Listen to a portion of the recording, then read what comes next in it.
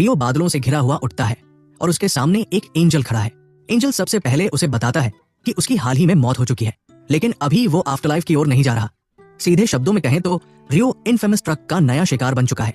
अब ये माइकल नाम के एंजल पर निर्भर है कि वह उसे एक नई दुनिया में भेजे जहां वो एक नई जिंदगी शुरू कर सके। माइकल के अनुसार रियो को इस नई दुनिया में कोई स्पेशल क्वेस्ट या बड़ा मकसद नहीं मिलेगा। वो जैसे चाहे जिंदगी जी सकता है। जब रियो कहता है कि वो एक पीसफुल और रिलैक्स्ड जिंदगी चाहता है तो माइकल को इस पर कोई आपत्ति नहीं होती, लेकिन भेजने से पहले माइकल को रियो को उस दुनिया के बारे में थोड़ा सा ब्रीफ करना होता है जहां उसकी रीइंकार्नेशन होने वाली है।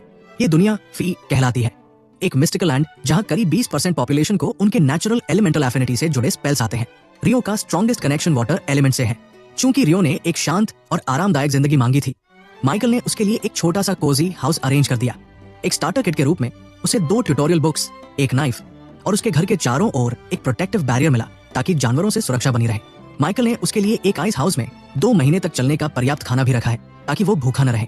इसके अलावा माइकल ने एक गाइड बुक भी दी है जिसमें उस रीजन के सभी मॉन्स्टर्स की डिटेल्ड जानकारी है। भविष्य में जंगल के जानवरों से निपटने के लिए ये गाइड काफी काम आएगी। लेकिन फिलहाल रियो का ध्यान अपनी मैजिकल पावर्स को आजमाने पर है। वो बाहर जाता है और जोर से मंत्र बोलता है, वाटर वाटर कम फोर्थ, और तुरंत ही उसके हाथ में पानी की एक गेंद बन जाती है। मैजिक करना उससे कहीं ज्यादा आसान है जितना उसने सोचा था। और भी ज्यादा हैरानी की बात यह है कि वो बिना कुछ बोले सिर्फ इमेजिनिंग करके भी वही स्पेल चला सकता है। अब जब वो कंफर्म कर लेता है कि वो मैजिक कर सकता है तो वो सीधा बात हाउस की ओर जाता है और टब को पानी से भरने लगता है। लेकिन जल्द ही एक समस्या आती है। उसे सिर्फ पानी बनाना आता है और ठंडे पानी से नहाने का उसका कोई मूड नहीं है। इसलिए वो बाहर जाकर मैन्युअली आग जलाने की कोशिश करता है ताकि पानी को गर्म किया जा सके, लेकिन उसे फायर इग्नाइट करना ही नहीं आता। कुछ देर बाद वो हार मानकर पीठ के बल लेट जाता है। तभी वो सूरज की ओर देखता है और एक आइडिया आता है। वो एक बेसिन में पानी भरता है और उस पर फोकस करके उसे कॉम्प्रेस करने और हीट निकालने की कोशिश करता है। धीरे धीरे आइस बननी शुरू हो जाती है। थोड़े और प्रयास से वो आइस को मैग्नीफाइंग ग्लास की शेप में ढाल लेता है।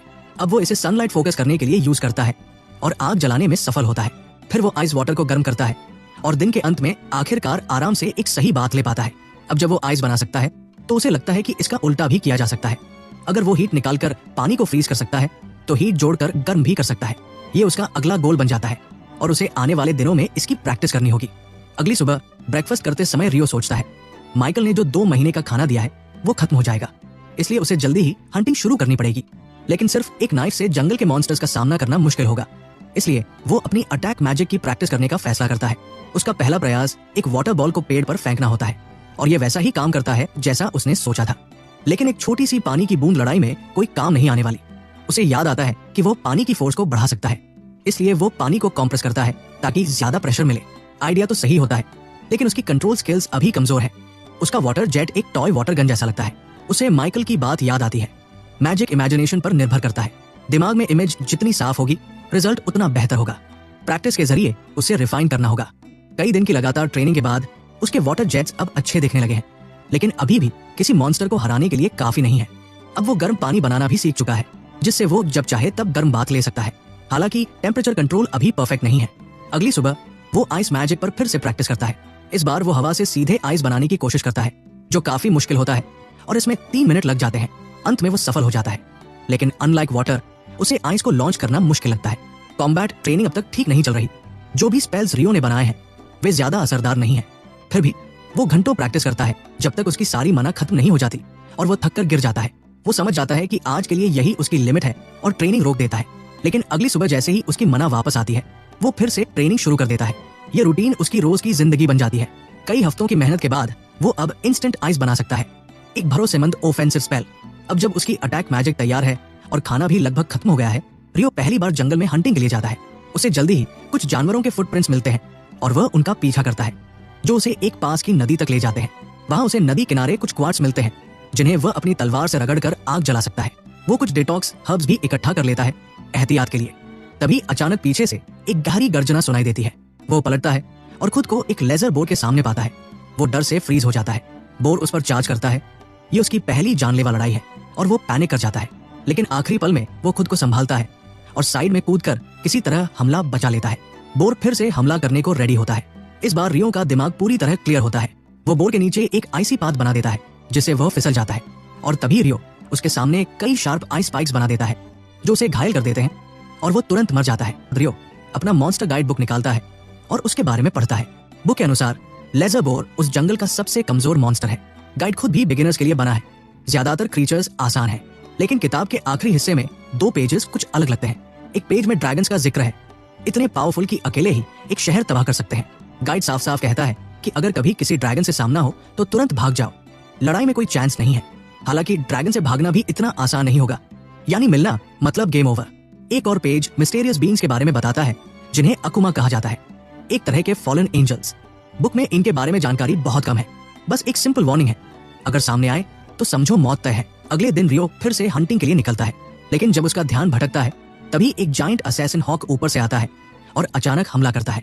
ये क्रीचर वाइंड मैजिक का यूज करता है और तेज स्लैशेस से अपने शिकार को काट देता है। रियो के पास कोई चारा नहीं बचता, वो भागता है और जल्दी से आइस शील्ड्स समन करता है ताकि वाइंड के ब्लेड्स को रोक सके।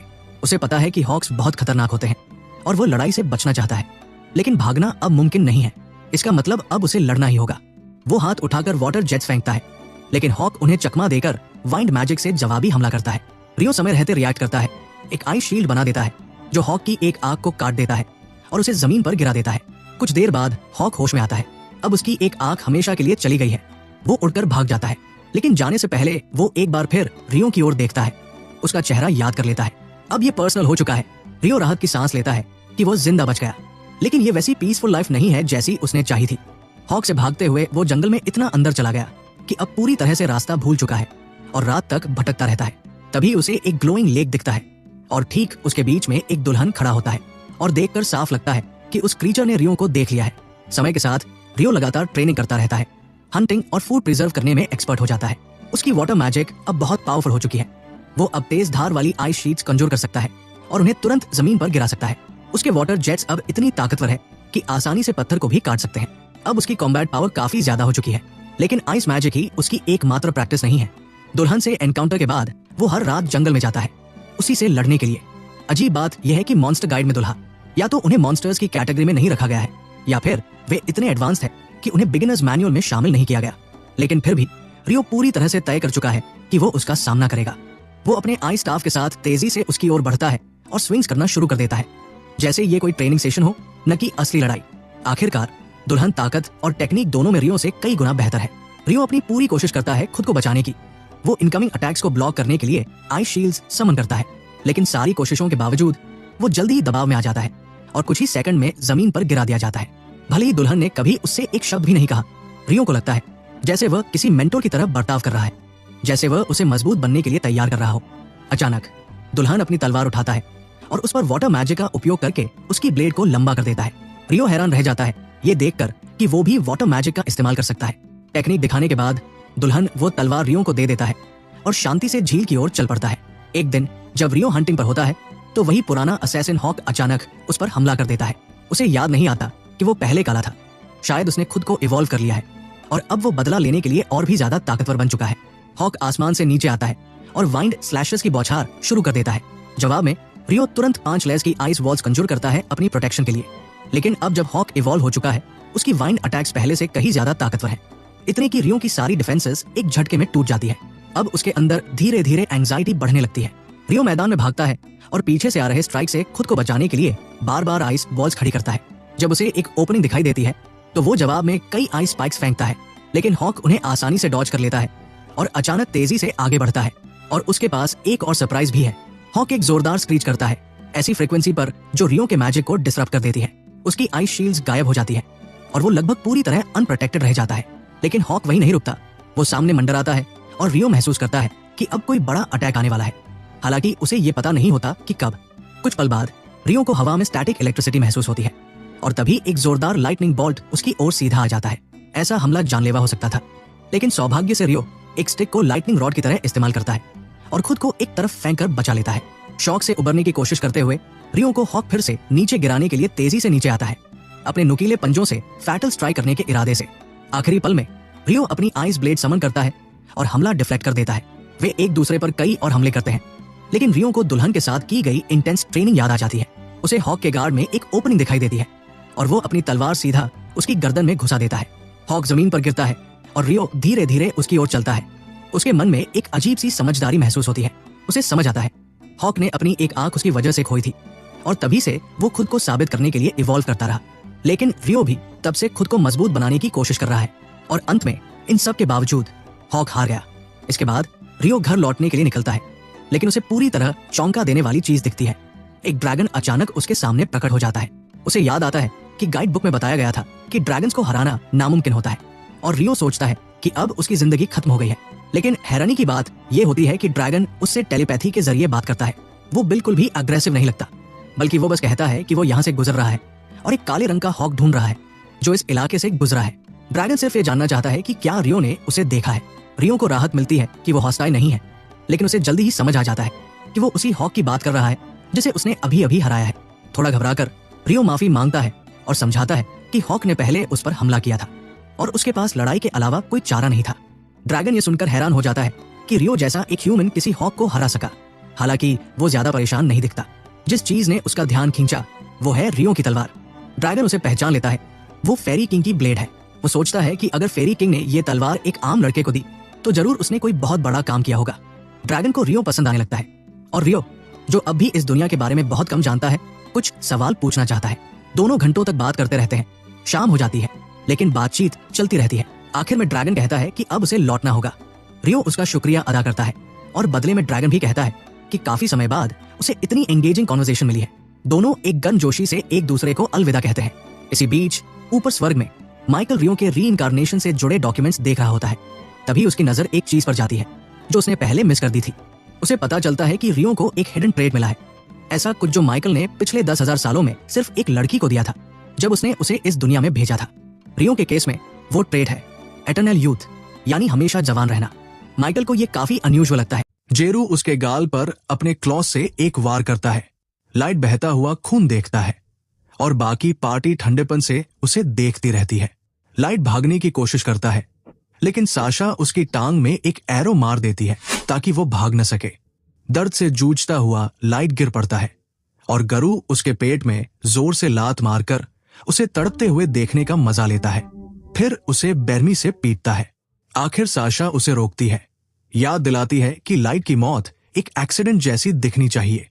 पर गरु फिर भी आखिरी वार के लिए अपना क्लॉ उठा लेता है।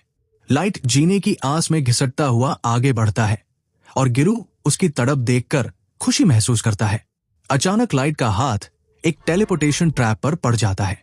ड्रैगो चिल्लाता है कि ट्रैप एक्टिवेट होने से पहले गिरु उसे मार दे, पर तब तक देर हो चुकी होती है। ट्रैप लाइट को सुरक्षित जगह टेलीपोर्ट कर देता है, इससे पहले कि बीस्टमैन उसे पकड़ पाए, और एक मिरेकल के लिए प्रार्थना करता है। आखिरी पल में उसके फ्रैंटिक रोल से एक बहुत बड़ा मैजिक सर्कल समन होता है जो एक पावरफुल ऑरा छोड़ता है। यकीन न कर पाने वाले लाइट की आंखों के सामने गाछा एक एंशिएंट फेरी समन कर देता है। लाइट को अपना मास्टर मानकर वो मिस्टीरियस फेरी उस मॉन्स्टर को पल भर में चीरकर रख देती है और फिर ग्रेसफुली उसके सामने उतरती है। हाथों के एक इशारे से वो पूरा मेस साफ कर देती है। फिर विनम्रता से लाइट के सामने घुटनों के बल बैठती है और अपनी मैजिक से उसके सारे घाव हील कर देती है।